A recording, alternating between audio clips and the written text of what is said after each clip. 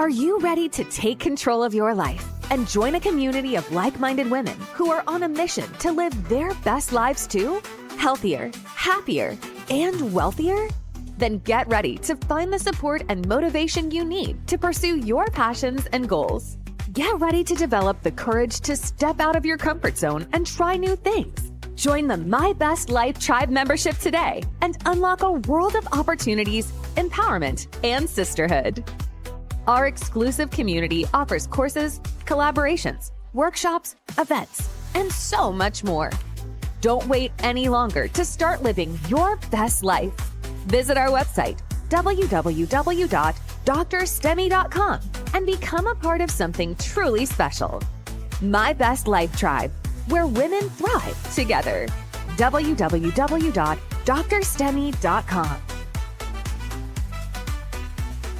Are you ready to bounce back? Welcome to the Bouncing Back podcast with DrStem, where resilience meets inspiration. Join us as we explore powerful stories of overcoming adversity, share expert insights, and discover the tools you need to bounce back in life. Whether you're facing challenges or seeking motivation, you're in the right place. Let's dive in.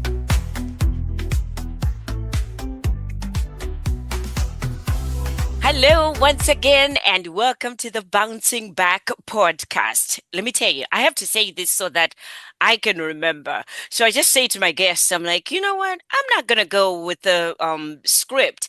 I'm just going to, go off the cuff. She's like, oh, okay. We're going to go with the spirit and not the script. I love that. Welcome to the show, Miss Rachael. Thank you so much for having me. I'm so excited. I forgot to tell you, you're wearing my best color. Green is my best color. It's my favorite. It's my logo color. So of course you came in already and prepared, right? I had to be on brand. So, also my favorite color. So. Oh, Lord have mercy. So you might be wondering why I have, our guest Rachael with me today.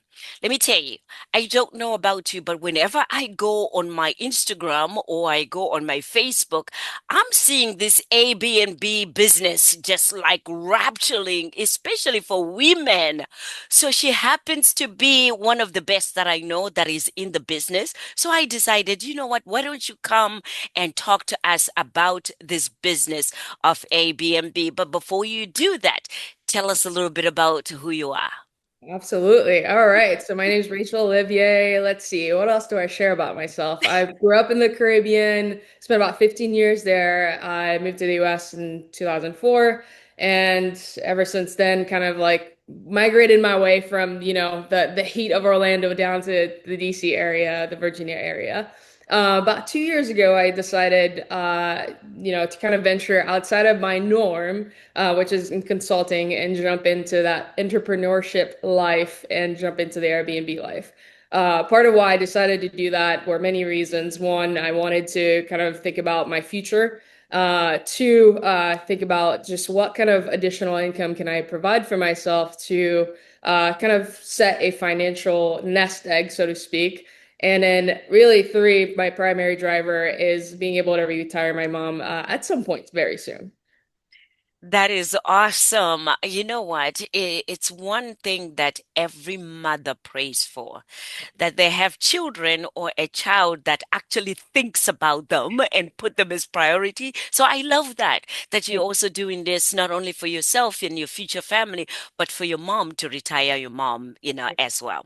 Yep. So starting the business, because there will be many women that will be glued to this and say, okay, but where do I start? How do I start? Can you take us to the beginning of how you started it and what are some of the steps that people can take?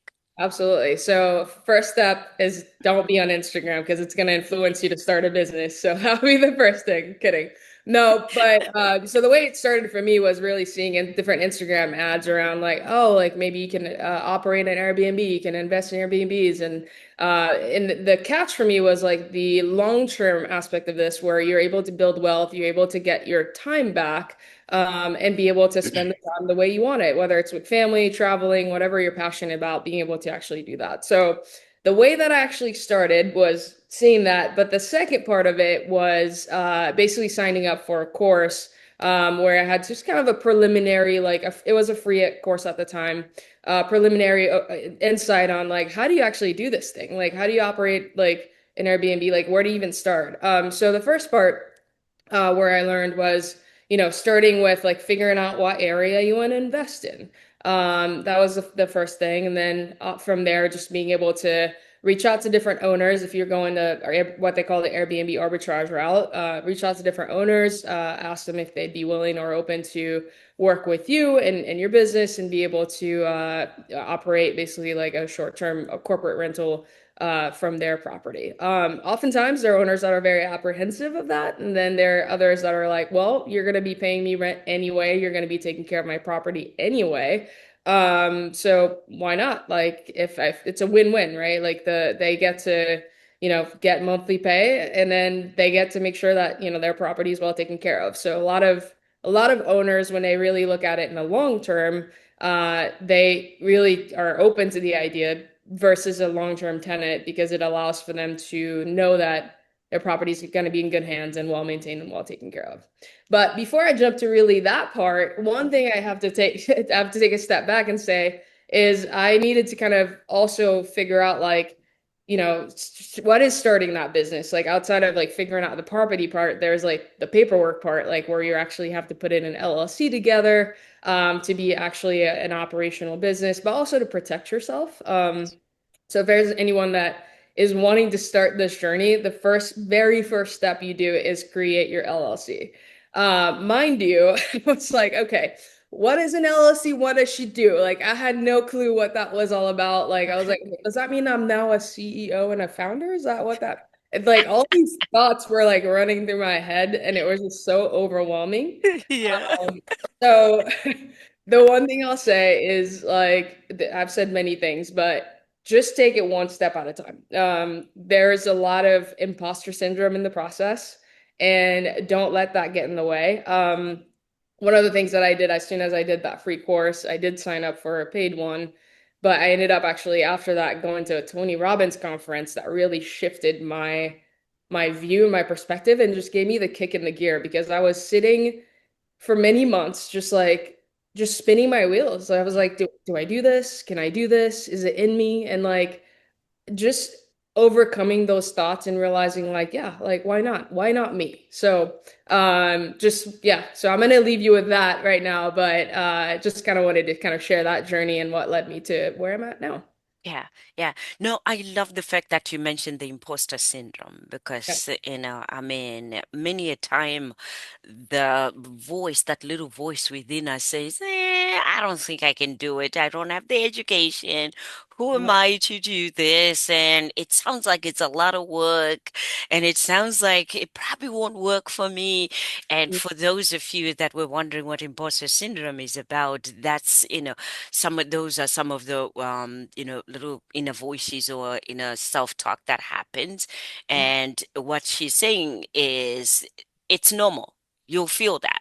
Mhm. But within the feeling of that, do it anyway and attend as many, programs as you can. The first one that I heard was, hey, there are free webinars out there. They're still there. The free Yeah. webinars that we talked about having a business of Airbnb, but there are also other paid, webinars that are there. So it depends on your level of, comfort and also, how much information you need.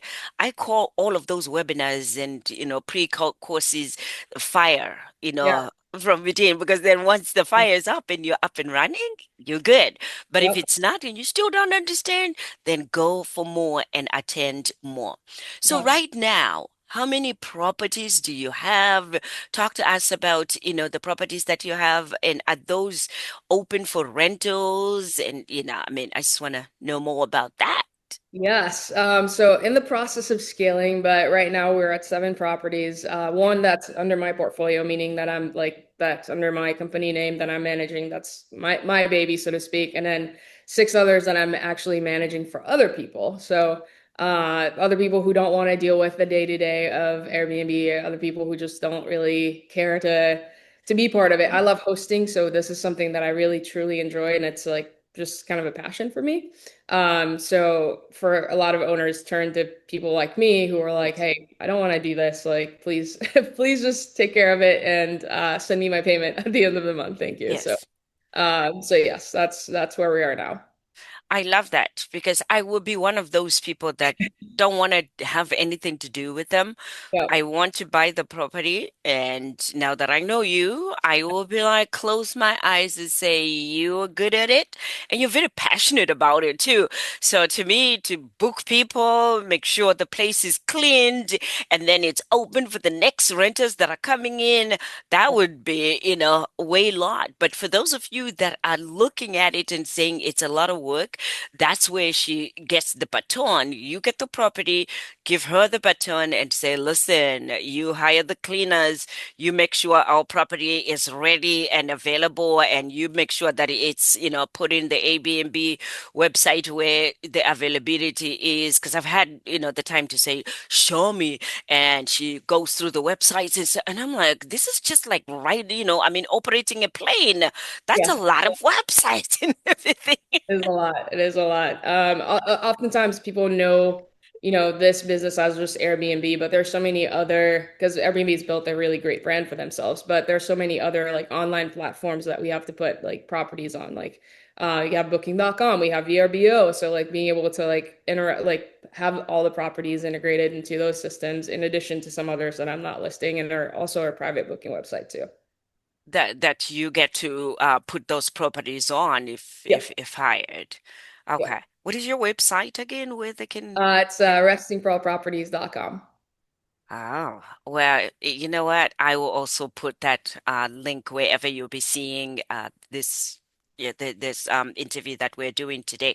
So, would you recommend this business? Yeah. Yes and no. And what kind of people caliber would be ideal for having a business like this? Yes. So I will say, and I'm gonna be honest, it is Yeah. not for the faint of heart. Like Yes. it is like I think Instagram or social media makes it seem very easy. And to some, sure, that's great. But for me, there's been a lot of trial and error, there's been a lot of like challenges and there's been a lot of just, painful days of like feeling encouraged and discouraged at the same time. Like you have a win, like an exciting day where it's like, oh, we're gonna get many bookings, and then you have something happens like and you just get really frustrated. But I would say if you are passionate about like hosting people, like in my personal life, one of the things that really fulfills me and brings me a lot of joy is being able to have people over and to prepare a meal for them. Like I've been hosting Thanksgiving at my place for the last like 6, 7 years, like with my Yeah. friends, like, and I'm the only one that cooks. I'm like, you show up and I just take care of you because I just love taking care of people and I love Yes. being part of their journey and I love making them feel good and all that stuff. So if you have that desire and that passion, then yes, like if you enjoy interacting with people and you love spending time with people and you want to be part of people's journeys, like absolutely. Because you're gonna encounter a lot of like really great people and you're gonna encounter very challenging people as well Yeah. who just really are gonna give you a run for your money. Like you might be on a call with them every minute of the day because they're just really frustrated about maybe one thing that didn't go right in their stay. So obviously people pay a lot of money to be on vacation with their families, but the main thing is to really be able to like know hospitality as well, like and be able to really make them feel comfortable, make them feel welcomed, and if they have an issue that they bring to you, being able to really promptly resolve that without fighting them on it, but really kind of understanding their pain point, understanding where they're coming from, and finding a mutually agreeable resolution to whatever issue that they're having. Yes. Yes. I don't know about you, but if you're listening, I would want a host like her because then, yes, people will have, different challenges or also different wants when they rent a property. And to have a property manager that is prompt like that, but that is also patient and that addresses those issues, with the grace that she's explaining it here, I think I would want that because when you own property, it's about repeat business. And Mhm. repeat business comes from people that are really really happy with their stay. So what she's also saying is, if you're a person that loves to host people, how it relates to this business is I have had, the opportunity to observe and see, her own property and the way that it's decorated and designed. I just want to go over back, over and over and over again because she makes it even more than home away from home. Because when you go to, I mean, a place where you rent an Airbnb, you want to be comfortable. You want to have a feel of a little bit of luxury. If you're like me, I like to have this luxurious feel. And it felt luxury from the moment that you walk into the home, in the kitchen, go into the hallways, the bedrooms, and I'm like, okay, I want to come back here over and over again. So that's why it's important because you are constantly on a revolving, way preparing for more customers, new customers to come in. And what she was saying is sometimes the customers love it and they say, "Oh, we love it." And then you get another one that comes right after that and says, how come you don't have this kind of coffee in here? Or how come you don't have this kind of extra chair? Because I have an extra child in here. And it's like, okay, we got to, figure out a way that we can accommodate that ASAP so that they can be comfortable. That's a lot. How do you handle the stress of having to deal with that? It's hard. I mean, when I say it's hard, I don't want people to think of Yeah. this like, no, I can't do it. You can. Yes, you can. Like, one of the things that I'll say that really has changed the trajectory of what I've been doing is Mhm. finding really good community Yes. of people that are in the same circle, in the same realm, in the same basically business, so to speak, who I can talk to, who I can kind of really just be able to share like the highs, lows, and the not so great days. And that's been kind of one of the biggest I would say like shifts, I guess, for me. Like Yes. I invested in different programs and I finally found one. I think it was like sometime last year where the community itself was just has been so wonderful. The Yes. mentor she's been just such a phenomenal mentor who curates a community of just like us not being competitors, but us being friends and supporting friends. And it's been such a beautiful community to be a part of and very different from others that I've been, part of before. So, all that to say, surround yourself with really good people. Surround yourself with people who are going to elevate you and not dim your light because you're doing something that's maybe different from what they're doing. And be afraid to cut people out too that are not, aligned to like your vision, your journey, and your life. And yeah, that would be kind of like my initial thought on that. Yes, yes, really good, really good. So take a risk is what Yeah. I'm hearing. Yes. I mean, if it's something that and I always talk to everybody I talk to, in including Miss Rachel, to say, listen, if somebody else did it, is doing it, you can do it too. Yeah. Yeah. My motto, I've had this motto since college. It's like screw it and do it. Okay, you can tell Uh, that's a younger generation. They will come yeah. up with something that works, and Screw it I and do like it. that. Screw it Uh, and do it, Screw it which and do it. means, I think I'm gonna need to have a shirt for this at some point in time. I've always said that, but yeah. yeah, To which your point, means, actually, mm, just now I started reading a book. It's called Uncomfortable Either Way. It's by one of my mentors, and he just launched it last week. And it was just kind of really eye-opening because he was talking about like you can do the things that are, that are challenging, but it'll be comfortable, but you can stay complacent. And that also is going to be uncomfortable because at the end of the day, you're going to look back and be like, well, I coulda, shoulda, woulda. And yeah, I refuse, I refuse to live my life asking what if. That's yes, always kind of been the last, I don't know, 6 years. Like I've had this big, I don't want to call it epiphany, but it's been a thing and a theme in my life where I'm like, I don't want to live my life asking what if? What if I had taken this risk? What if I had taken this leap? And honestly, I took the leap, and there are times where it's like it is challenging, but I don't regret it. I don't regret because it's made me very different. It's made me think differently. It's made me look at life very differently. And it just is exciting to be doing something for me for a change. So yeah, squirt and do it. Fun, fun. For Uh, those of you in the 50s and 60s generation, screw it and do it means feel the fear and do do it it. anyway. Do it. My necklace, it was given to me by actually one of my former Airbnb guests who became one of my best friends, Yes. which is again a crazy journey. But that basically says faith over fear, and it's a Yes. constant reminder of like just have faith in yourself, have faith that things will actually work out. Yes. Obviously, do it in the realm of like making sure that you have the right support, making sure that you're whatever leap that you're going to take, like you are really sure about it. Because if you're not sure, if you feel like I'm going to do it just for the heck of it, like, Yeah. or I'm going to do it just for the income, like you really have to kind of be thinking about your why, because your why at the end of the day is what brings you back when days are hard, to just kind of keep going and keep having the momentum to keep pushing forward. Yeah.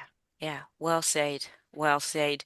Now, when you close your eyes and somebody's watching this and they're asking, so who's your ideal client and what do you promise them? What do you want them to know? My ideal client is someone that is not afraid to spend money and like take a risk and be able to hire a really good property manager. Our fee is a little bit higher from like your standard property managers because one, we're a boutique property management company, but also we provide a service that's very different from others. It's not just hand the keys to guests, but it's providing experiences. It's making sure that we're working closely with owners and making sure that we're addressing any issues that owners might have or any apprehension that they might have and being really responsive in the process, not just with the guests, but with the owners and really setting each owner up for success, like providing insight on like how do you set up your property? What are the things you need to make sure you have, like versus your typical short-term rental property manager who is just going to sign a contract and just answer guests and hand the keys and then that's it. We are very much all about just kind of elevating the guest experience and to what you said earlier, being able to provide such an experience that guests remember it and want to come back for more. Yes. Yes. Thank you, thank you, thank you for that. Any other last words of encouragement for those that are saying, okay, I think I'll go for it? Last words of encouragement. Kind of again, going back to what I said earlier, just don't be afraid to take a leap of faith. Trust yourself, trust your gut. If your gut is feeling like, okay, I can do this, like, why not? Why not me? Go for it. Like, you have nothing to lose. And in the process, make sure that, like I said earlier, surround yourself with people who are really going to push you forward and not hold you back. That is a very, very, very important key in this journey. And then just also like just make sure that your mindset is right. Like it's really hard to be able to move forward or do anything positive if your mindset is not in a place of abundance, a place of wanting more for yourself. If it's in a place of like, I'm gonna fail this anyway, so why am I trying? Then what's the point, right? Just have the confidence in yourself. Think big, dream big, and don't be afraid to dream big because no one else is going to do it for you. So don't be afraid to put down the things that you want, truly the things that you want in life without any boundaries around it. Just do it. Just do it. I love it. I love it. I am so grateful that you gave us, your time today because the reason why I called you is I wanted to normalize, owning an Airbnb, having someone to manage an Airbnb if you take the risk or the leap of faith, as you mentioned. So thank you for that because then my hope is that many people will reach out to you and say, hey, tell me again about what you said because I do have a property that I just have, in there and I haven't had even the courage to look after it, to put it together. Can you help me put it together? Yeah, That's what, one of the services that you provide, which I really love because then that helps the owners to sit back, relax, and just enjoy their exactly. proceeds, right? Enjoy the profits, the revenue that you get from it. Yes. And like I'm grateful. Thank you for having me. And I'm excited, for your listeners. And, if you all have any questions, please feel free to reach out via our website, restingproproperties.com, or you can follow us on Instagram as well. Would be more than happy to have a chat. Awesome. And I will have all the links that she mentioned for Perfect. you all to just click and Yeah. then get in touch with her, as you see fit. So until next time, thank you again for being my guest, and thank you for listening. This is Dr. STEM. And as I always say, be encouraged. That's a wrap for today's episode of the Bouncing Back podcast with Dr. STEM. We hope you found today's episode inspiring and packed with valuable insights. Remember, no matter the challenges you face, resilience is within your reach. If you enjoyed the show, please subscribe, leave a review, and share it with your friends. Join us next time for more stories of strength and perseverance. Until then, keep bouncing back.